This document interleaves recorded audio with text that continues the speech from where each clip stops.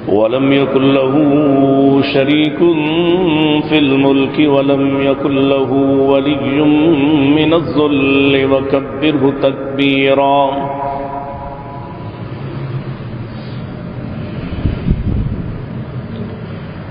الحمدللہ سے آگے پیچھے کرنے کی اجازت اور رخصت نہیں ہو سکتی ہے، لیکن اہم بات یہ ہے کہ جو لوگ عقائد میں اور عبادات میں رسول اللہ صلی اللہ علیہ وسلم کو مطاع مانتے ہیں اور آپ کی اطاعت ہی کو کافی سمجھتے ہیں، وہ اخلاق میں اور معاملات میں رسول اللہ صلی اللہ علیہ وسلم کو وہ حیثیت کیوں نہیں دیتے؟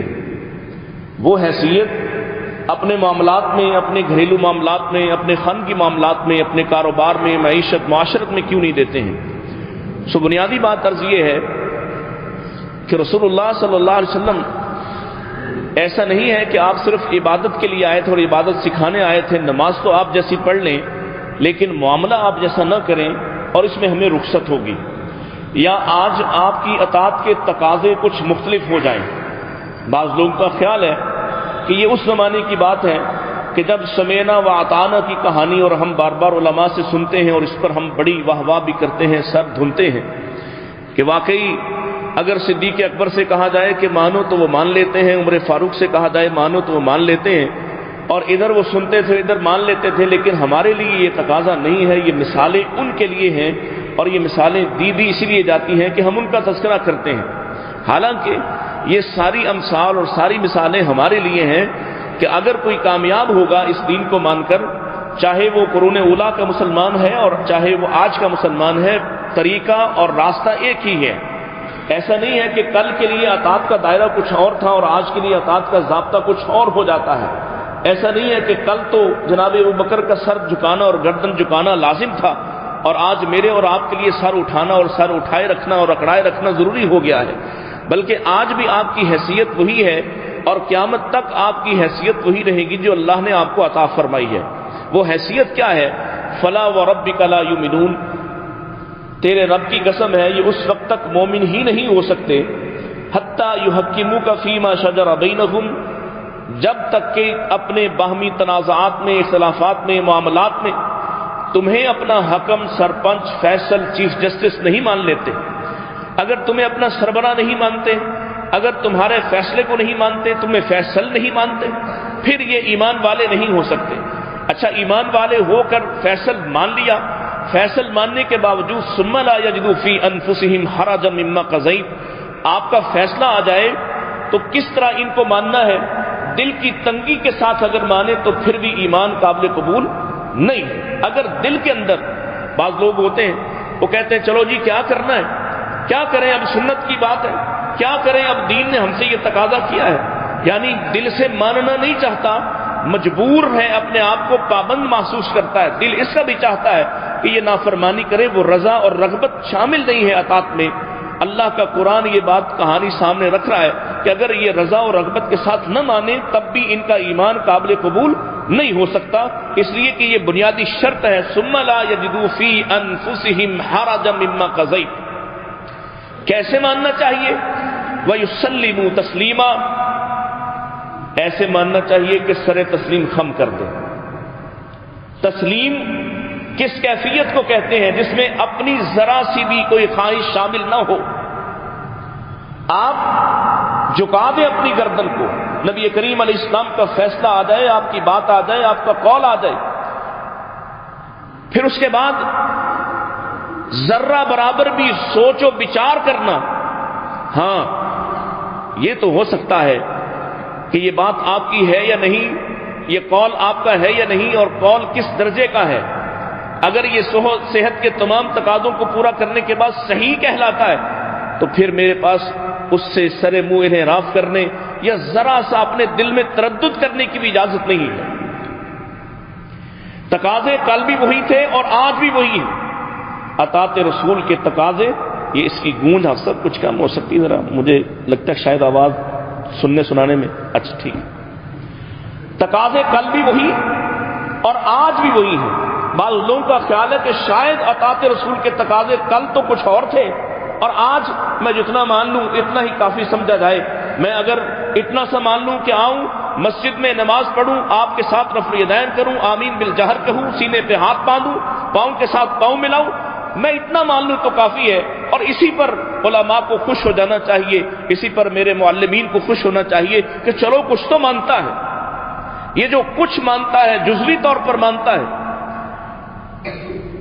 اللہ کی قسم ہے کہ پورے دین میں سے مجھے تو ایسا کوئی تقاضا سمجھ نہیں آیا کہ آپ جو چاہیں وہ مان لیں اور جو نہ چاہیں وہ نہ مانیں تو پھر بھی آپ مومن رہتے ہیں۔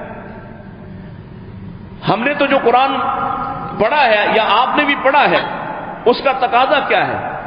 اگر آپ جان بوجھ کر رسول اللہ صلی اللہ علیہ وسلم کے فیصلے کو چھوڑ دیتے ہیں اور آپ کی بات کو نہیں لیتے، حتیٰ کہ کوئی شخص یہ کہتا ہے کہ لباس تہذیب سے متعلق ہے اور اس پر بحث مباحثہ شروع کر دیتا ہے، ہاں ساتر لباس کے لیے اس کو رخصت تو دی ہے، لیکن اگر وہ رسول اللہ صلی اللہ علیہ وسلم کے لباس کو کہے کہ یہ تہذیبی لباس تھا اور آج اس کو نہیں پہنا جاتا تو نہ پہنا جائے، اس کو سنت نہیں مانتا، ہمارے نزدیک تو اس کا بھی فیصلہ وہی ہے فَلْيَحْذَرِ الَّذِينَ يُخَالِفُونَ عَنْ أَمْرِهِ أَن تُصِيبَهُمْ فِتْنَةٌ أَوْ يُصِيبَهُمْ عَذَابٌ أَلِيمٌ۔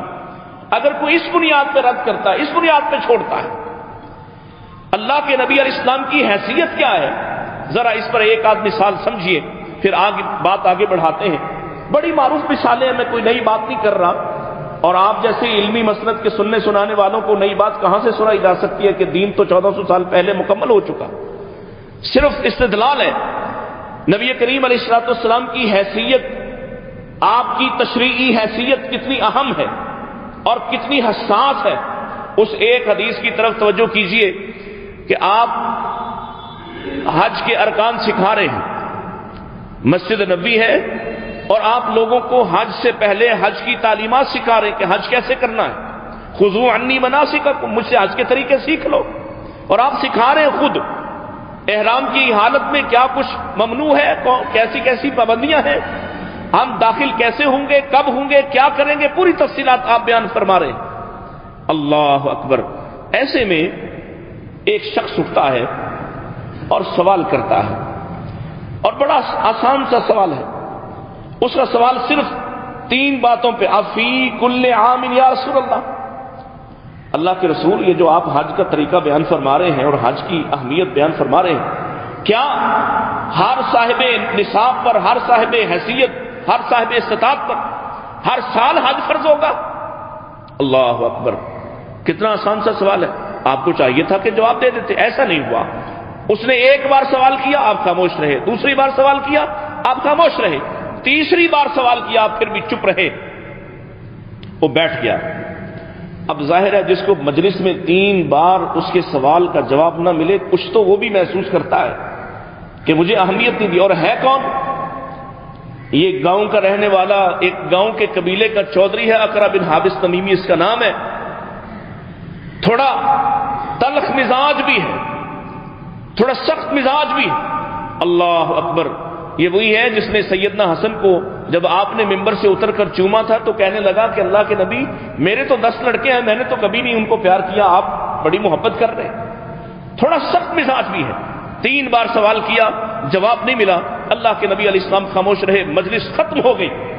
جب مجلس ختم ہو گئی، آپ کی بات مکمل ہو گئی، تو اب آپ نے پوچھا کہ وہ سوال کرنے والا کہاں ہے؟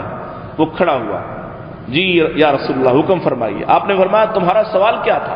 سوال دہرایا۔ اب آپ نے اس کے سوال کے جواب میں کیا خوبصورت بات ارشاد فرمائی جو مجھے اور آپ کو بہت سمجھنے کی ضرورت ہے۔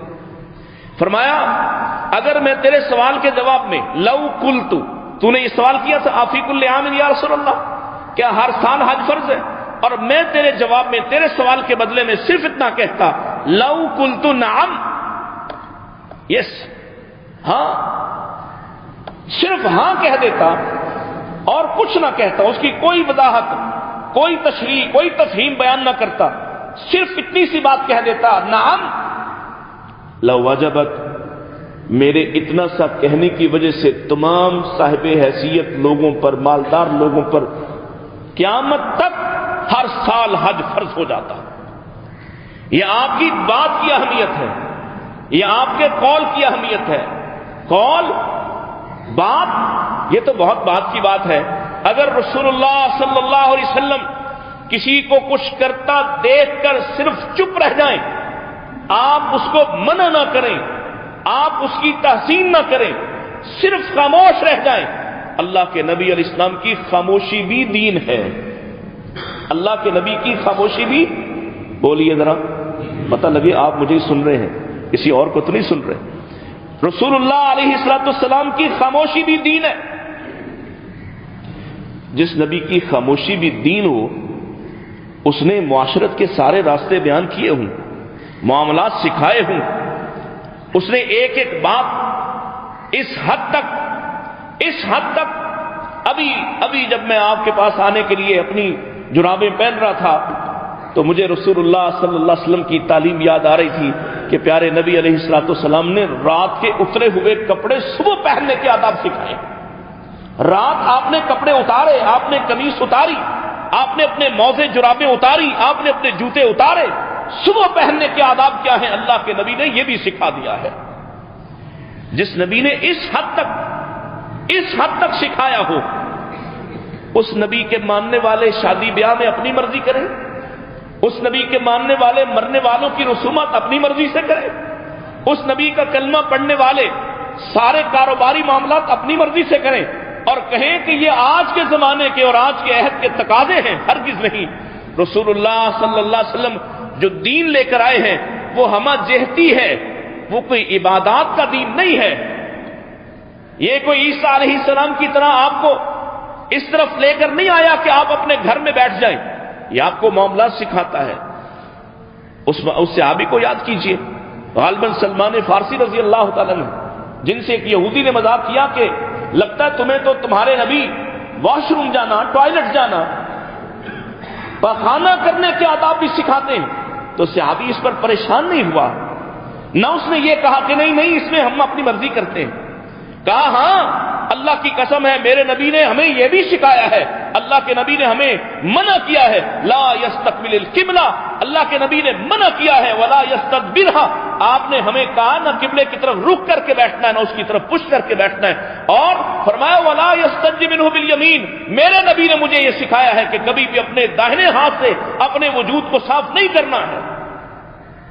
جس نبی نے اس حد تک، اور پھر میں تو اس سے آگے بھی کہتا ہوں، ایک آدمی کی بیوی کے ساتھ تعلقات اس کے نجی معاملات ہیں، اس کے ذاتی معاملات ہیں، وہ اپنی بیویوں کے پاس کیسے جاتا ہے، ان کے ساتھ تعلق کیسے قائم کرتا ہے، تعلق قائم کرنے کے بعد طہارت غسل کیسے کرتا ہے، یہ اس کا ذاتی اور نجی معاملہ ہے۔ اللہ کی قسم ہے کوئی صحابی وہاں نہیں جا سکتا تھا، پیارے نبی علیہ السلام کی بیویوں کے ذریعے سے پیارے نبی کی راتوں کی بات اور آپ کے گھر کی بات اور آپ کے گھر کی تعلیمات، اور ہمیں طہارت نظافت کے نظام کو اللہ کے نبی کی بیویوں نے، ہماری ماں نے سکھا دیا ہے۔ کوئی ایسی بات، کوئی ایک تقاضا کہ آپ کہیں ہمیں تو پتہ ہی نہیں تھا، اور کل جا کے آپ بہانہ کر سکے اللہ کے سامنے کہ اللہ ہمیں تو پتہ ہی نہیں تھا، ہمیں تو نہیں علم ہمارے نبی کو کیا پسند تھا کیا ناپسند تھا، ہمارے نبی کیسے جی کر گئے، کیوں آپ نے کہا لقد کان لکم فی رسول اللہ اسوۃ حسنہ۔ اچھا، کچھ جملے ہم نے رٹے ہیں اور بس رٹ لیے، آپ کسی 10 سال کے لڑکے سے پوچھیں تو وہ بھی کہے گا کہ ہاں رسول اللہ ہمارے لیے اسوہ حسنہ ہے۔ آپ کسی 80 سالہ بابے سے پوچھ لیجئے، اسے بھی یاد ہے کہ آپ ہمارے لیے اسوہ حسنہ ہے۔ یہ اسوہ حسنہ ہوتا کیا ہے، اس کا تقاضا کیا ہے؟ صرف یہ مان لینا، جیسے ہمارے ہاں ہم نے بڑا ایک جملہ معروف ہے نا ہمارے ہاں، حرمت رسول پر، آپ بھی کہتے ہیں، آپ کو یاد ہے حرمت رسول پر؟ اب ہم کیوں کہتے ہیں؟ کیونکہ ہمیں پتا کہ جان دینی تو پڑنی نہیں، بات تو صرف کہنے کی حد تک ہے۔ اگر پتا ہو کہ حرمت رسول پر جان دینے سے پہلے زندگی گزارنا بھی، یہ بھی حرمت رسول کا ہی تقاضا ہے، یہ بھی ناموس رسول کا ہی تقاضا ہے کہ نبی کریم علیہ السلام کی بات ماننا اہم ہے، اپنی مرضی کے راستے بنانا نہیں۔ اس صحابی کو یاد کیجئے، بڑے معروف صحابی ہیں اور بعد میں شہید ہوئے، اور نبی کریم علیہ السلام کو ان سے بڑی محبت اور بڑا آپ ان سے پیار کرتے ہیں، عبداللہ ابن رواحہ رضی اللہ تعالیٰ عنہ۔ یہ بدری صحابی ہیں اور ان لوگوں میں سے ہیں جن کو بار بار آپ نے مہمات دی ہیں. یہ شاعر بھی ہے اور جنگجو بھی ہے. پیارے نبی علیہ الصلوۃ والسلام ان سے محبت کرتے ہیں. ایک روز آپ نے انہیں ایک مہم دی. فرمایا فجر کی نماز پہ کہا عبداللہ باہر لشکر جمع ہے, آپ بھی ان کے ساتھ مل جائیے, آپ ان کی سربراہی کیجیے, اور یہ مہم ہے. ایک مہم دے دی کہ جائیے ان کی قیادت کیجیے. جمعے کا دن ہے. عبداللہ اپنے گھر گئے تو خیال آیا کہ میرے پاس تو اچھی سواری ہے اور لوگ جمع ہوتے ہوتے کچھ وقت لگ ہی جائے گا, اور آج جمعہ ہے اور جہاد پر جا رہا ہوں. اب دیکھیے اس میں کوئی ایسی بات نہیں ہے جو جس پر آپ اعتراض اٹھا سکیں, مسوائے ایک رویے کے. اور وہ رویہ اگر صحابی بھی اختیار کرے تو اس پر بھی آپ نے جو فرمایا وہ آپ کے سامنے عرض کر دیتا ہوں. اور ہم تو کوئی بات ماننے کو تیار ہی نہیں. جو ہمارے مزاج کے خلاف, جو ہمارے رواج کے خلاف, وہ سنت ہمارے لیے محترم نہیں ہے. چاہے اہل حدیث ہو, چاہے دیوبندی ہو, چاہے بریلوی ہو, ہم سبھی اس تقاضے پر ہیں. وہ سنت مانتے ہیں, وہاں اطاعت کرتے ہیں جہاں ہمارے مزاج پر کوئی اثر نہیں پڑتا ہے. پیارے نبی نے فرمایا کہ جاؤ ان کے ساتھ جہاد پر چلے جاؤ. لیکن صحابی سوچتا ہے کہ آج تو جمعہ ہے. یہ سوچ غلط ہے کہ میں آج جمعہ نبی پاک کے پاس پڑھ لوں. بعض لوگ کہتے ہیں جی حرج کیا ہے, حرج کیا ہے اگر ایسا سوچ لیا تو. سوچا کہ نبی پاک کے ساتھ جمعہ پڑھ جاؤں, آپ کے پاس آپ کے پیچھے جماعت ادا کر لوں. ممکن ہے جہاد پر جا رہا ہوں واپس آتا ہوں کہ نہیں آتا. وہ والا جہاد تو نہیں تھا نا جس میں یقینی پتا ہو کہ گھر بیٹھے ہیں اور ہم نے کوئی نہیں جانا اور جہاد پر بھی ہمارا شمار ہوگا. ایسا نہیں تھا, جانا تھا, جنگ تھی, جان کے خطرے سے گزرنا تھا. لہذا ارادہ کیا کہ جاتے جاتے ہو سکتا ہے یہ آخری نمازی اور رسول اللہ کے پیچھے اور لوگ ابھی جمع ہوں گے تو پھر میں بھی پہنچ ہی جاؤں گا. لہذا خود سے فیصلہ کر لیا اور آپ صلی اللہ علیہ وسلم جمعہ پڑھا رہے ہیں, آپ خطبہ ارشاد فرما رہے ہیں اور وہ مسجد میں موجود ہیں. اب رسول اللہ صلی اللہ علیہ وسلم نے ان کو دیکھا اور اس کے بعد ان سے پوچھا اے عبداللہ ما منعک ان تغدو مع اصحابک, تمہیں اپنے ساتھیوں کے ساتھ تم کیوں نہیں گئے ہو؟ کیا وجہ ہے؟ تمہیں تو مہم کا سربراہ بنایا تھا, تمہیں تو صبح ہی کہا تھا کہ ابھی چلے جاؤ اور تم ابھی تک یہاں ہو, کیا وجہ؟ اب صحابی نے اپنا عذر بیان کیا ہے اور عذر نیکی کا ہے, عذر نیکی کا ہے, عذر برادری کا نہیں ہے. ہمارے عذر کیا ہے؟ برادری, میری قوم ہے, میری نسل ہے, میرا خاندان ہے, میں ان کو کیا کروں؟ صحابی نے عذر نیکی کا بیان کیا ہے. اللہ کے نبی اس لیے آپ کے پیچھے جمعہ پڑھنے کا ارادہ کیا ہے کہ میں ان کے ساتھ مل ہی جاؤں گا آپ کے پیچھے, پتہ نہیں دوبارہ میں واپس آتا ہوں کہ نہیں آتا, سو آپ کے پیچھے جمعہ پڑھ جاؤں. گویا اجر کی تمنا, اجر کے لیے اور زیادہ اجر کے لیے. اللہ اکبر. پیارے نبی علیہ الصلوۃ والسلام نے کیا فرمایا؟ فرمایا عبداللہ وہ جو میری بات مان کر چلے گئے وہ اور تم, اب درمیان میں اتنا بڑا فرق آیا ہے. لو انفقت ما فی الارض, اگر زمین کے اندر جتنے خزانے ہیں وہ تم سب کے سب خرچ کر دو, پھر بھی وہ میری بات مان کر صبح جانے والے تم ان کے ساتھ کبھی برابری نہیں کر سکو گے. مجھے بتائیے آج ہمارے مزاج کیا ہیں؟ آج ہم کیا چاہتے ہیں؟ ہم چاہتے ہیں دین ہماری مرضی کا ہو جائے, دین ہماری خواہش کا ہو جائے, اور ہم بہانے بناتے ہیں. اور آج کی اس جدید دنیا میں پڑھے لکھے 4 لفظ پڑھا, یہ کسی یونیورسٹی میں چلا گیا اور نہ بھی یونیورسٹی میں گیا ہو تو کیا بہانہ بناتا ہے؟ مصلحت کا تقاضا ہے, مصلحت کا تقاضا ہے کہ دین بدل دیا جائے, مصلحت کا تقاضا ہے. چلو کوئی بات نہیں, میں اگر رفع الدین نہیں کرتا, اگر تو تم اس لیے چھوڑتے ہو کہ فلاں راضی ہو جائے. ہے نا لوگ جو کسی اور کی مجلس میں جاتے ہیں تو مروت کے نام پر کہانیاں سناتے ہیں, مروت کے نام پر, اور داستانیں سناتے ہیں, فلاں فلاں کی طرف گیا تو اس نے رفع الدین چھوڑ دیا. اچھا, ایک طرف تمہارا یہ دعویٰ کہ کوئی ایک نماز, کوئی ایک رکعت بھی رسول اللہ صلی اللہ علیہ وسلم کی رفع الدین کے بغیر نہیں, اور دوسری طرف تم یہ کہو کہ فلاں کی مصلحت اور فلاں کی خوشنودی اور فلاں کے ساتھ محبت کے رویے کی وجہ سے میں نے ایک سنت کو ترک کر دیا. یہ نہیں ہو سکتا. مصلحت اگر مصلحتوں کی بنیاد پر دین چھوڑا جا سکتا، رسول اللہ کی بات کو چھوڑا جا سکتا، تو سب سے زیادہ حقدار تھے ابو بکر کے، وہ چھوڑ دیتے۔ کتنی بڑی مصلحت ہے، نبی کریم علیہ السلام وفات پا چکے ہیں اور آپ کے پیچھے حالات اتنے سنگین اور اتنے خوفناک ہو چکے ہیں کہ چاروں طرف مدینہ خطرات میں گھر گیا ہے۔ ایک طرف مانعین زکوٰۃ ہیں، زکوٰۃ کو خلیفہ کو دینے سے انکار کرتے ہیں، ایک طرف نئے اور جھوٹے نبی ہیں، ایک طرف وہ قبائل ہیں جو منحرف ہو گئے، جنہوں نے کل سیاسی طاقت کی وجہ سے آپ کو مانا تھا اور آپ آج دنیا میں نہیں ہیں تو وہ کسی اور طرف دیکھنا شروع ہو گئے ہیں۔ کئی ایسے بھی تھے جو خود مدینہ پر حملہ آور ہونے کو تیار تھے، اور اسی میں ایک بڑا مسئلہ سیدنا ابوبکر صدیق رضی اللہ تعالیٰ عنہ کو درپیش ہے کہ اتنی ساری مہمات شروع ہو گئی۔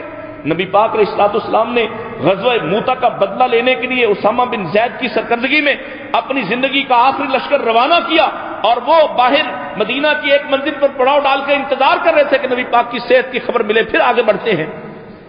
اب لوگوں کا خیال ہے کہ نئے محاذ کھل گئے، لہذا ایک مطالبہ تو یہ آیا کہ آپ اسامہ کو واپس نہیں آئیں، اس کے لشکر کو واپس نہیں آئیں اور ان حالات کو کنٹرول کریں۔ ان سمجھ رہے بات کو؟ ان حالات کو کنٹرول کریں، یہ تقاضا ہے خلیفہ پر۔ اللہ اکبر! اور حالات کتنے سنگین ہیں کہ نہ ماننے والوں کی ایک نئی فصل اگائی ہے۔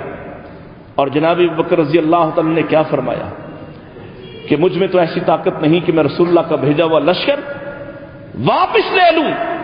جب اس بات پر آپ نے استقامت دکھائی تو دوسرا مطالبہ آیا، اچھا ایسا کریں، اگر یہ لشکر بھیجنا ہی لازم ہے تو اسامہ کو سربراہ نہ بنائیں بلکہ کسی سینئر جرنیل کو اس کا سربراہ بنا دیں۔ پیارے نبی علیہ الصلوۃ والسلام کی تربیت یافتہ سیدنا ابوبکر رضی اللہ تعالیٰ نے یہاں کیا شاندار کردار ادا کیا ہے، فرمایا مجھ میں یہ طاقت نہیں کہ میں رسول اللہ کے بنائے ہوئے امیر کو واپس لے لوں۔ پھر سیدنا عمر فاروق رضی اللہ تعالیٰ نے منانے کی کوشش کی کہ چلو اگر یہ بات نہیں مانتے تو پھر یہ جو زکوٰۃ کا انکار کرنے والے ہیں ان کو ہی کچھ دیر چھوڑے رکھو، ان کے ساتھ لڑائی نہ کرو، اس لیے کہ ہم کمزور ہو جائیں گے۔ یہاں دیکھیے مصلحت، حکومت چلانے سے بڑی مصلحت کیا ہوتی ہے؟ حکومت چلانے سے، اور وہ حکومت جو ابھی نوزائیدہ ہے، جس کو چاروں طرف سے خطرات درپیش ہیں، جس کا روم بھی مخالف ہے، ایران بھی مخالف ہے، جس کو سنگین خطرات ہیں۔ ابو بکر رضی اللہ عنہ فرماتے ہیں اللہ کی قسم ہے اگر میں مدینے میں اکیلا رہ جاؤں، تم سب کو اپنی اپنی مہمات پر بھیجنے کی وجہ سے اکیلا رہ جاؤں اور مدینہ کے آوارہ کتے میری ٹانگوں کا گوشت بھی نوچ لیں، تب بھی میں ان فیصلوں سے پیچھے ہٹ سکتا۔ بلکہ کہا اگر نبی پاک کے زمانے میں کوئی زکوٰۃ کا اونٹ دیتا تھا ساتھ اس کی رسی دیتا تھا، آج کوئی اونٹ دینے کو تیار ہو اور رسی روکنا چاہے گا میں اس کے ساتھ بھی جہاد کروں گا۔ مصلحت کے نام پر بہت ساری بے دینی کو اختیار کر لیا۔ مصلحت کے نام پر کیا کہتے ہو، ختم کو درست تو نہیں سمجھتا، 40ویں کو مانتا تو نہیں ہے، لیکن کیا کہتا ہے برادری ہے میں جاؤں گا کھاؤں گا نہیں، ان رسومات کو درست تو نہیں مانتا، لیکن مصلحت کا تقاضا ہے گھر میں لڑائی پڑ جائے گی۔ مصلحت یا سنت یہ فیصلہ آپ نے کرنا ہے، کس کو مقدم رکھیں گے، مصلحت کو یا سنت کو؟ دین تو یہ کہتا ہے وما كان لمؤمن ولا مؤمنة اذا قضى الله ورسوله امرا ان يكون لهم الخيرة من امرهم۔ دین تو یہ کہتا ہے جب رسول اللہ کا فیصلہ آ جائے تو پھر کسی کے پاس یہ اختیار ہی کب بچتا ہے کہ وہ اپنی مرضی کر سکے۔ اگر اپنی مرضی کا اختیار باقی رہتا تو ابو جہل کو ماننے میں کیا امر مانے تھا؟ اگر اپنی کلمہ پڑھنے کے بعد بھی سیاسی معاملات اپنی مرضی سے کرنے تھے، ہمارے سیاستدانوں کو بھی یہی جھگڑا ہے، ان کا دل ہے، اور کیوں کہتے ہیں دینی تحریکوں کو اور دینی تنظیموں کو باہر رہیں، یہ نہ سیاست کریں، کیونکہ سیاست ان کا کام نہیں ہے۔ کیوں نہیں ہے؟ اس لیے کہ اگر یہ لوگ آئیں گے تو یہ کسی اصول کی بات کریں گے، یہ کسی ضابطے کی بات کریں گے، یہ قول وعید کی بات کریں گے، لہذا سیاست ہم جھوٹوں کے پاس رہنے دو تاکہ نہ تم درمیان میں آؤ نہ ہمیں شرمندہ کرنے کے قابل ہو. ہم اپنی مرضی کریں سیاست کے نام پر, کبھی یو ٹرن لے لے تو اس کو بھی اپنی قیادت کا ہنر مانے. سبب کیا ہے؟ ہم نے دین کو اس طرح سے سمجھا ہی نہیں. ہم سمجھتے ہیں کہ دین ہماری مرضی کا ہونا چاہیے تھا. ہم جو بھی کریں وہ دین قرار پائے. ایسا ہو سکتا اس لیے کہ اب کسی کے کرنے کہنے اور کسی کے پسند ناپسند سے دین کے تقاضے نہیں بدل سکتے. دین کے تقاضے وہی ہیں جو محمد رسول اللہ صلی اللہ علیہ وسلم پر نازل ہو چکے ہیں. اب ان میں کوئی تبدیلی واقع نہیں ہو سکتی. وہ بات چلی گئی اور اس میں پیمانہ بھی محمد رسول اللہ صلی اللہ علیہ وسلم ہے. محمد فرقم بین الناس, محمد فرقم بین الناس, اس کا پیمانہ ترازو بھی محمد رسول اللہ صلی اللہ علیہ وسلم ہے. کوئی دوسرا شخص اس کا پیمانہ نہیں ہے. اگر آپ یہ اجازت دیتے ہیں تو پھر یہ جو اماموں کا کھیل ہے, پیروں ولیوں کا کھیل ہے, اپنی اپنی مرضی کے مرشدوں کا کھیل ہے, پھر اس کو بھی جاری کریں, پھر اس کو بھی مان لیں. جس کا جو دل چاہے مان لے اور جس کا چاہے وہ انکار کر دے. جب چاہے دین کے کسی کام کو قبول کر لے, جب چاہے چھوڑ دے. ایسا نہیں ہو سکتا. دین کے تقاضے مسلمہ ہیں اور نبی کریم علیہ الصلوۃ والسلام آپ کی اطاعت کے تقاضے کسی صورت نہیں بدل سکتے. اس لیے کہ جب تک آپ اس کیفیت پر نہیں آتے, رسول اللہ صلی اللہ علیہ وسلم کے قول کو اس نے الہی نہیں مانتے, آپ کے فرمان کو اللہ کا حکم نہیں سمجھتے, اس وقت تک آپ دین کے تقاضوں پر پورے اتر سکتے. میں اس میں ایک مثال دیتا ہوں اور کچھ وقت ڈاکٹر صاحب سے رخصت لے کے میں اپنی بات کو مکمل کرنا چاہوں گا. دیکھیے, جن لوگوں کو آپ صلی اللہ علیہ وسلم, ہمارا مسئلہ کیا ہے, ہم رسول اللہ صلی اللہ علیہ وسلم پر نام تو لیتے ہیں, حرمت رسول پر جان بھی قربان ہے, لبیک یا رسول اللہ کے نعرے لگانے والے بھی ہیں, وہ نعرے بھی لگاتے ہیں جو دین کے تقاضوں کے بالکل منافی ہیں. اس کے باوجود بھی آپ کی بات کو وہ حیثیت نہیں دیتے جو حیثیت اللہ نے آپ کی بات کی بنائی ہے. غزوہ احزاب ہوا تو غزوہ احزاب کے موقع پر یہودیوں کا آخری قبیلہ بنو قریظہ جو مدینہ کے اندر ہے ابھی, اس نے کافروں کے ساتھ مشرکوں کے ساتھ ساز باز کی, معاہدہ توڑا. ابھی اللہ نے آپ کو فتح یاب فرمایا, کافر بھاگ اٹھے, مشرکین چھوڑ گئے میدان کو. ابھی جشن نہیں منایا گیا کوئی اور نہ لوگ گھروں کو لوٹے ہیں. آپ کے پاس جمع ہوئے تو آسمان سے ایک اور پیغام آیا ہے کہ آپ ہتھیار نہیں اتاریں بلکہ بنو قریظہ کو گھیریں. یہ جو پیچھے بیٹھ کر سازشیں کرتے تھے ان کو پکڑے. اللہ اکبر. نبی پاک علیہ السلام نے حکم فرمایا کہ عصر سے پہلے وہاں پہنچو, یا اس حکم کا یہ معنی تھا کہ عصر وہاں جا کے پڑھیں گے. گھیرے میں لے لیا, محاصرہ کر لیا. جب محاصرہ کیا تو اب یہ بنو قریظہ بڑی مضبوط گھڑیوں میں, چھوٹے چھوٹے قلعے ہیں ان کے اندر بند ہے, اور ان کے عقب میں ایک جنگل ہے پورا آباد ہے جو کھجوروں کے درختوں کا, وہاں سے ان پر حملہ نہیں کیا جا سکتا, اور سامنے سے بڑے مضبوط ہے.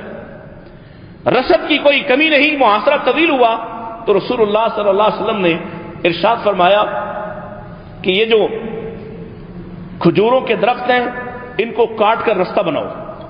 صحابہ نے ان کو کاٹنا شروع کر دیا. کھجوروں کے درختوں کو جب کاٹنا شروع کیا تو یہودیوں نے پروپیگنڈا شروع کر دیا. پروپیگنڈے میں آپ کو پتا وہ ہمیشہ سے ماہر ہے. انہوں نے شور مچایا, انہوں نے کہا ہم تو کہتے تھے پہلے یہ نبی سچا نہیں ہے, کیونکہ نبی کی شان کے خلاف ہے کہ وہ پھلدار درختوں کو کٹوائے, لہذا اس سے ثابت ہوا کہ محمد صلی اللہ علیہ وسلم معاذ اللہ سچے نبی نہیں ہیں. یہ دھوکہ دینا شروع کر دیا. ہمیں تاریخ میں سیرت میں ایسی کوئی بات نہیں ملتی کہ درخت کاٹنے والوں کے دل میں کوئی ایسا وہم آیا, لیکن متاثر ہو سکتے تھے, اس لیے آسمان سے ایک پیغام نازل کیا گیا ہے. اللہ نے قرآن مجید میں ارشاد فرمایا ما قطعتم من لینۃ او ترکتموها قائمۃ علی اصولها فباذن اللہ. یہ میرے نبی نے جو درخت کٹوائے ہیں اور جو باقی چھوڑے ہیں نا, میرے حکم پر چھوڑے ہیں. یہ میرا حکم تھا. حالانکہ درخت آپ نے پہلے کٹوائے ہیں, حکم بعد میں نازل ہو رہا ہے.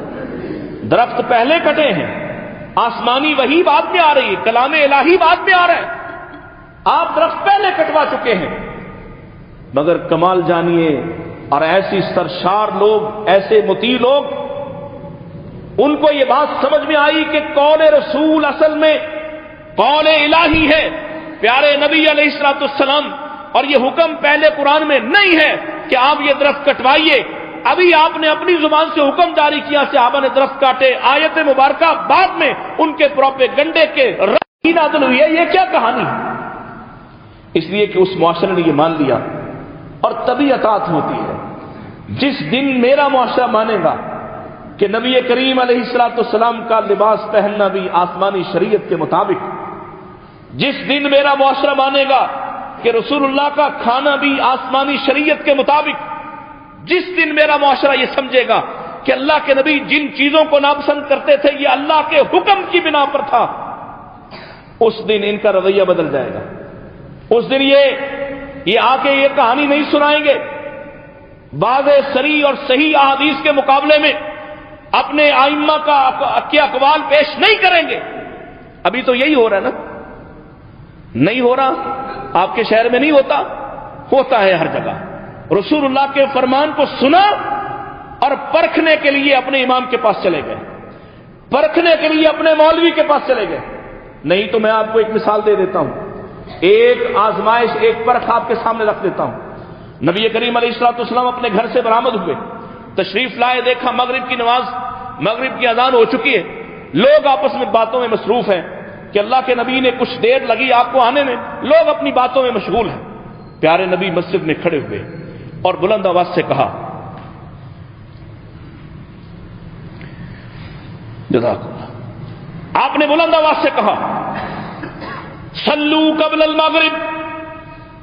یاد رکھیے گا اس طریق کو، اور جو لوگ حدیث کو، قول رسول کو رد کرتے ہیں، مسلسل صدیوں سے رد کرتے چلے آ رہے ہیں اور اس پر ضد اختیار کرتے ہیں، ان کو میں دعوت فکر دوں گا کہ آپ کہاں کھڑے ہیں بھائی؟ جس کا کلمہ پڑا ہے اس کی بات مانیں، جس کا نام لیتے ہو اس کی بات مانو، اسی کے لیے تقاضا ہے، اسی کے لیے حکم نازل ہوا ہے۔ کیا کسی اور کے لیے بھی اللہ نے کہا کہ فلاں کی اطاعت بھی کر لو؟ قرآن کہے یا ایھا الذین آمنوا اطیعوا اللہ واطیعوا الرسول ولا تبطلوا اعمالکم، قرآن کہے من یطع الرسول فقد اطاع اللہ، قرآن تو کہے کہ جو رسول کی بات مانتا ہے وہ اللہ کی بات مانتا ہے۔ لیکن ہمارے بعض دوستوں نے اس بات کو کیسے لیا ہے، کیسے سمجھا ہے، اور یہ بہانہ پیش کرنا کہ فلاں بھی بڑا امام تھا، اس کے سامنے حدیث نہیں آئی تھی۔ اگر اس نے حدیث جان کر نہیں مانی تو پھر وہ بھی گمراہ تھا، اور اگر اس کو حدیث نہیں پہنچی پھر وہ بچ گیا اس بات سے، اور تمہارے سامنے حدیث ہم نے پیش کر دی، تم نے نہ مان کر گمراہی کا راستہ اختیار کر لیا ہے۔ آپ نے فرمایا صلو قبل المغرب، مغرب سے پہلے نماز پڑھو، 2 رکعت ادا کرو، صلو قبل المغرب، 3 بار آپ نے یہ بلند آواز سے فرمایا، اور چوتھی مرتبہ فرمایا لمن شاء، اس کے لیے جو چاہے، یعنی رخصت دے دی کہ فرض نہیں ہے، جو چاہے وہ پڑھ لے، جو نہیں چاہتا وہ نہ پڑھے۔ راوی حدیث کہتا ہے اللہ کی قسم ہے، اس حدیث کے بیان کرنے کے بعد، نبی علیہ السلام کے فرمان کے بعد، حالت یہ تھی کہ اگر ہم میں سے کوئی تاخیر سے آتا اور اذان ہو جانے کے بعد آ جاتا، مسجد میں لوگ اس کثرت کے ساتھ یہ 2 رکعت نماز مغرب سے پہلے ادا کر رہے ہوتے کہ آنے والا یہ خیال کرتا کہ شاید جماعت ہو گئی ہے، اور جماعت ہونے کے بعد لوگ اپنی اپنی نماز ادا کر رہے ہیں۔ اب یہ رکعتیں کہاں پڑھی جاتی ہیں؟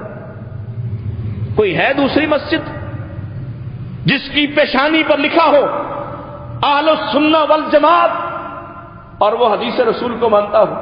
نہیں، بلکہ بہانہ گڑا، مصلحت کے نام پر بہانہ گڑا، اور کہا ہم تو اس لیے نہیں پڑھتے، اس لیے کہ وقت کم ہوتا ہے اور حوالہ مضبوط ہے۔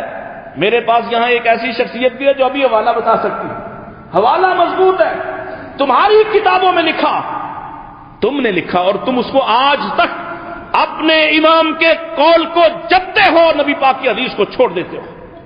تمہارے امام نے پتہ نہیں کہا یا نہیں کہا، تم نے منسوخ کیا اس کے ساتھ کہ انہوں نے کہا مغرب کا وقت کم ہوتا ہے اس لیے پہلے ہم کچھ نہیں پڑھ سکتے، ہم ادھر اذان دیں گے ساتھ ہی مصلی پہ کھڑے ہو جائیں گے۔ اللہ اکبر. قول رسول کو حکم الہی مانو, پھر دیکھنا پھر مجھے تم اہل حدیث نوجوان ان سے مخاطب. مسجد میں آیا, وضو کیا, شلوار اٹھا لی, پینٹ اٹھا لی, ٹراؤزر اوپر کر لیا, نماز پڑھی, مسجد سے نکلا, دین بدلا, دین بدل گیا. ٹراؤزر نیچے, پینٹ شلوار نیچے. یہ کون ہے؟ یہ اہل الحدیث ہے.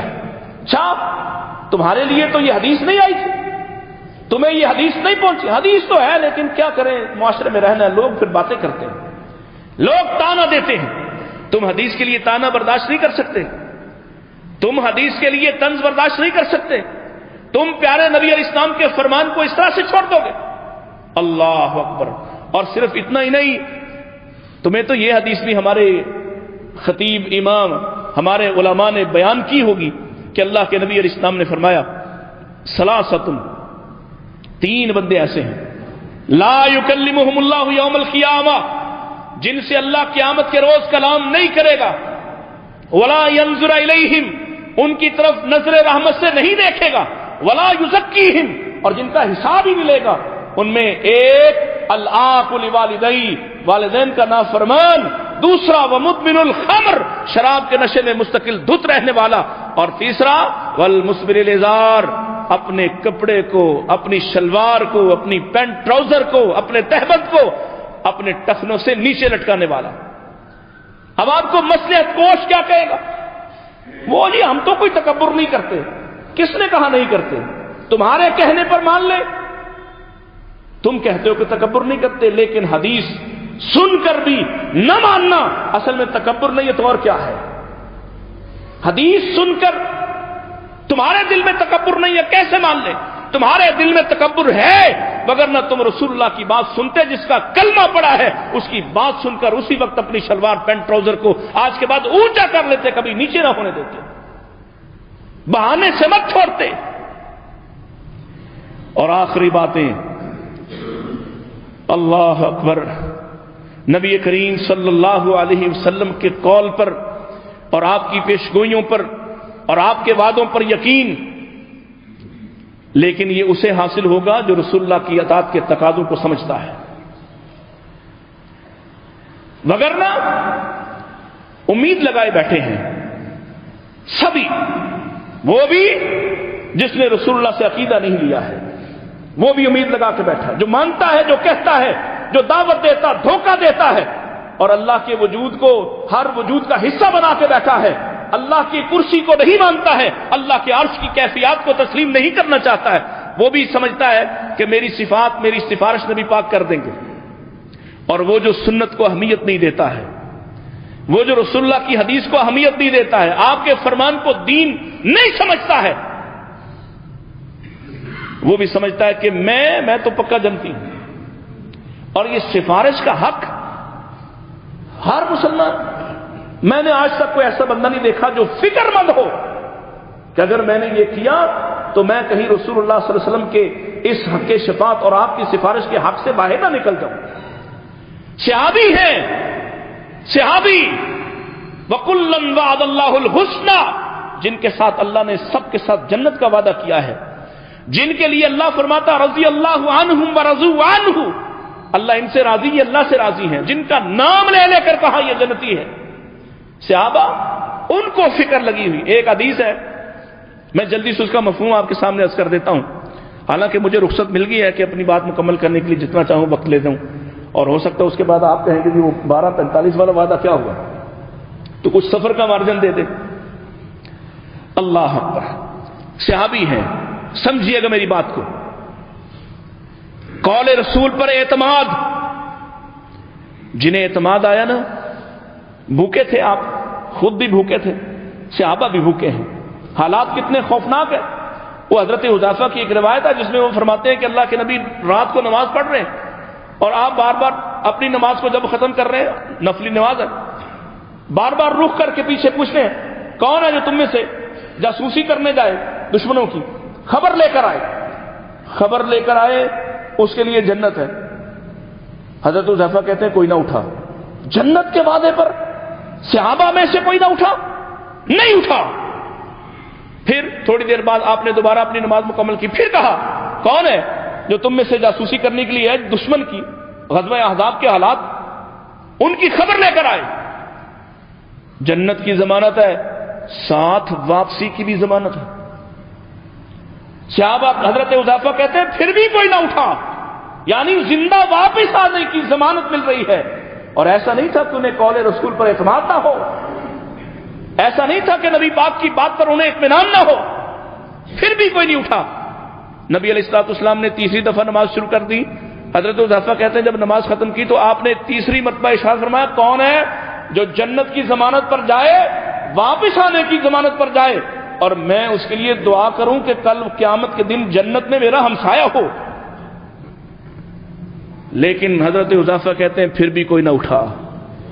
اللہ اکبر, حیرت, حتیٰ کہ اللہ کے نبی نے میرا نام لیا, حذیفہ تم ادھر آؤ اور جاؤ دشمن کی خبر لے کر آؤ, اور ساری رات کا مشن کر کے واپس لوٹا ہوں. آپ کی بات پر اعتماد ہے, آپ کی بات پر اعتماد ہے. حالات کیوں سے حضرت حذیفہ نے یہاں وجہ بیان کی جو میں آپ کو سنانا چاہ رہا تھا. کیوں نہیں اٹھ رہے تھے لوگ؟ کہا وہ شدت الخوف, خوف اتنا زیادہ تھا کہ کسی کو جرأت نہیں ہو رہی تھی کھڑے ہونے کی. صحابہ سے جری اور دلیر کون ہو سکتا ہے جو اپنی جان, اللہ کے نبی ایک آواز لگائے من یبی لنا لنفسہ, کون ہے اپنی جان مجھ پر قربان کرنے والا, تو دسیوں صحابہ آگے بڑھتے ہوں پھر بھی نہیں کھڑا ہو. کیوں؟ وشدت الخوف. دوسری وجہ کیا؟ وشدت البرد, سردی اتنی زیادہ ہے ہاتھ باہر نہیں نکالا جاتا. اور تیسری وجہ فرمائی وشدت الجوع, بھوکے اتنے زیادہ تھے, کھڑے ہونے کی اور اتنی بڑی مہم کرنے کی ہمت نہیں تھی بدن میں. ان تین وجوہات کی بنا پر, اور یہ میں اصل میں آپ کو سنانا چاہتا ہوں کہ اتنے حالات خراب, بھوک ہے کہ کھانے کو کچھ نہیں, خوف ہے کہ قرآن کہتا ہے آنکھیں پھٹی کی پھٹی رہ گئی, قرآن کہتا ہے دل مارے دہشت کے وبلغت القلوب الحناجر, حلق میں آئے دل. قرآن کہتا ہے حالات اتنے پریشان کن ہیں وَتَظُنُّونَ بِاللَّهِ الظُّنُونَ, لوگ اللہ کے بارے میں طرح طرح کے گمان کرنے لگے کہ اللہ کا وعدہ تو ہماری فتح کا تھا, یہ کیا ہوا؟ پیچھے یہودی دشمن ہے, اندر منافق دشمن ہے, سامنے مکہ کے مشرکین اور ساتھی پورا عرب آ گیا ہے, بچنے کی کوئی امید اور امکان نہیں ہے. ایسے میں اللہ کے نبی علیہ السلام کے پاس وہ جو حالات تھے, جب آپ خندق کھود رہے تھے صحابہ آپ کے پاس آئے تھے اور کہا ہم سے ایک چٹان نہیں ٹوٹ رہی. آپ نے جا کے اس چٹان پر جب پہلی ضرب لگائی, بڑا معروف واقعہ ہے, کیا کہا تھا آپ نے؟ چنگاری نکلی تو آپ نے فرمایا تمہیں مبارک, ہیرا فتح ہوا, یمن فتح ہوا. اللہ اکبر. دوسری ضرب لگائی تمہیں مبارک, شام فتح ہوا. تیسری ضرب لگائی, کہا تمہیں مبارک ہو, مدائن فتح ہوا. یہ 1400-1600 بھوکے جن کو جابر کے گھر سے کھانا ملا ہے, پیٹ پہ پتھر باندھے کھڑے ہونے کے لیے خوف کے عالم میں, کسی ایک نے نہ کہا اللہ کے نبی یہاں سے بچ نکلیں گے تو ہیرا فتح کریں گے, شام فتح کریں گے, ایران فتح کریں گے, یہاں سے نکلیں گے تو پھر. سب کو یقین تھا کہ پیارے نبی نے فرمایا ہے ایسا ہی ہوگا. اور پھر وہ شہادت دیتے تھے کہ میں اس مجلس میں تھا اور میں آج ایران کی فتح میں بھی شامل ہوں. وہ عدی بن حاتم جو ابھی پہلے دن آیا ہے, مسلمان ہوا ہے, اور نبی پاک علیہ السلام نے اس کا ہاتھ تھاما ہوا ہے, اور آپ کیا فرما رہے ہیں؟ عدی ایک وقت آئے گا اتنا امن ہوگا, اتنا امن ہوگا کہ صنعاء سے یمن سے چلنے والی ایک زیورات سے لگی ہوئی عورت, اکیلی عورت بیت اللہ کی زیارت کے لیے آئے گی اور اسے کسی کا خوف نہیں ہوگا.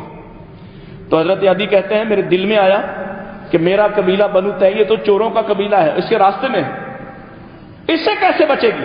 یعنی یہ تو اتنے ظالم ہے, کسی کو چھوڑتے ہی, قافلوں کو نہیں چھوڑتے, ایک اکیلی عورت. ابھی اتنی بات سوچ رہا تھا کہ اللہ کے نبی نے دوسری بات کہہ دی, وہ اس سے بھی بڑی تھی. پہلی بات تو میں پی گیا, دوسری بات کیا فرمائی؟ کہا تم دیکھو گے, تم دیکھو گے, تم دیکھو گے. یقین اس وقت ابھی نہیں آ رہا تھا عدی کو, لیکن پھر وہی عدی کہتے ہیں کہ میں نے دیکھا. تم دیکھو گے کہ ایک بدو کے ہاتھ میں, ایک بادیہ نشین عرب کے ہاتھوں میں کسرا کے کنگن پہنائے جائیں گے. عدی کہتے میں نے حیرت سے رہا نہ گیا, میں نے سوال کیا کسرا بن ہرمز یا رسول اللہ, اللہ کے رسول کسرا بن ہرمز کی بات کر رہے ہیں؟ شاہ ایران کی بات کر رہے ہیں؟ فرمایا ہاں کسریٰ بن ہرمز کی بات کر رہا ہوں۔ اور تیسری بات کہتے ہوئے ذرا لہجہ بدلا میرے نبی کا، فرمایا اگر تم زندہ رہے تو تم دیکھو گے، تم زندہ رہے تو دیکھو گے، اتنا مال ہوگا، اتنا مال، لوگ اپنا صدقہ و خیرات لیے پھریں گے اور کوئی وصول کرنے والا نہیں ملے گا۔ تینوں باتیں حضرت عدی کے لیے حیرت کی باعث، لیکن عدی پھر کہتے ہیں میں نے اپنی آنکھوں سے دیکھا ہے کہ اب یمن سے عورت آتی ہے، میں نے اپنی آنکھوں سے دیکھا، اسے کسی کا ڈر، اتنا امن قائم ہوا۔ دوسری بات کہتے ہیں میں اس لشکر میں شامل تھا جس نے کسریٰ کے کنگنوں کو چھین کر آج فاروق اعظم کی عدالت میں سراقہ بن مالک بن جوشم کو پہنائے ہیں۔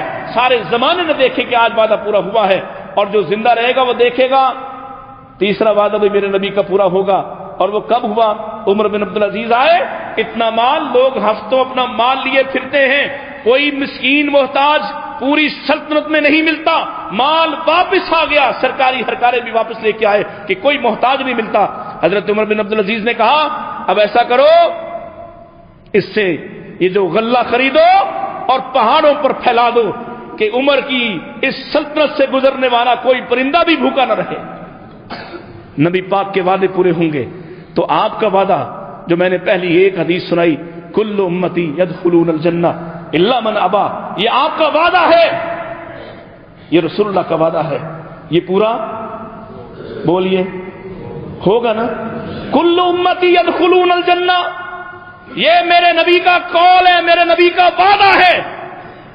اور ساتھ میرے نبی نے اس خطرناک گھاٹی کی خبر دے دی، الا من ابا، وہ نہیں جائے گا جو سر پھیرے گا، سر پھیرے گا۔ ابا اس انکار کو کہتے ہیں جو آدمی اپنی زبان سے تو نہیں کرتا لیکن اپنے رویے سے شو کرتا ہے۔ نہیں سمجھ آئی تو قرآن کو سیکھیے اور سمجھیے۔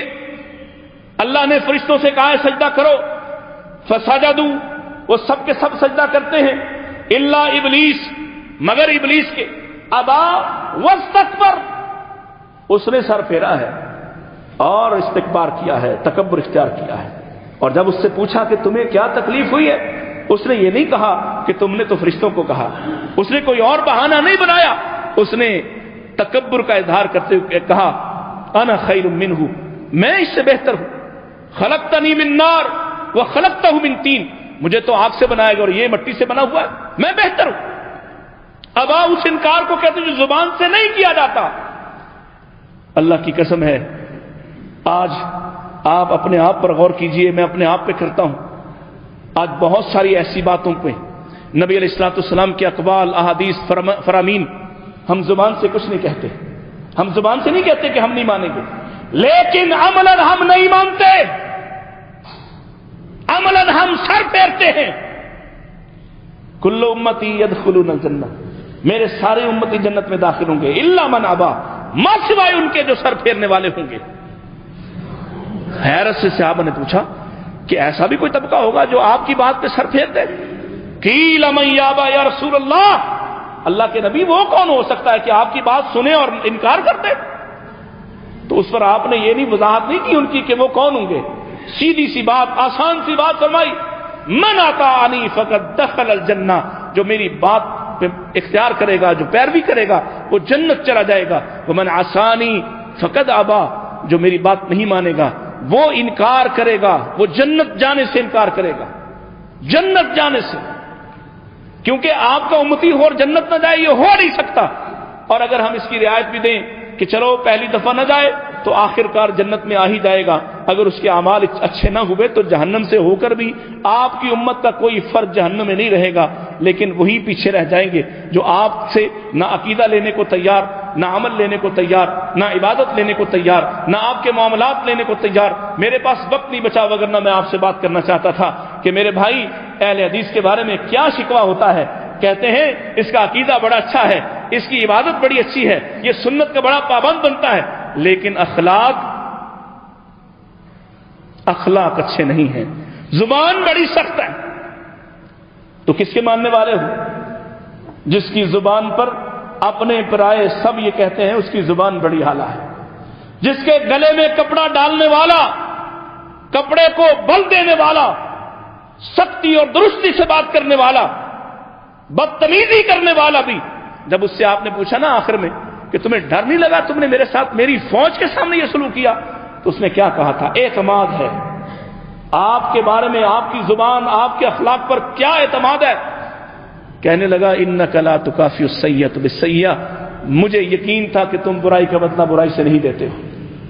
تو کیا میں جو اہل حدیث ہوں، کتاب و سنت کا ماننے والا ہوں، قرآن و سنت کی رٹ لگاتا ہوں، کیا میرا اخلاق ایسا ہے کہ میرا ہمسایہ، میرا دشمن، میرا مخالف میرے بارے میں یہ مان لے، تسلیم کرے، میرے عدم موجودگی میں یہ مانتا ہو کہ جناب بندہ بڑا کڑوا ہے لیکن ہمارے ساتھ بڑا اچھا ہے، اس کا عقیدہ یہ اچھا نہیں، اخلاق بھی اچھے ہیں، تو انشاءاللہ پھر کبھی ملاقات کا وقت ملا، پھر کبھی نصیب میں ہوا تو آپ سے کچھ مزید گزارشات کریں گے۔ اللہ ہمیں رسول اللہ صلی اللہ علیہ وسلم کی سچی اطاعت عطا فرمائے اور آپ کا صحیح مطیع اور فرمانبردار بننے کی توفیق عطا فرمائے۔ وآخر دعوانا ان الحمد للہ رب العالمین۔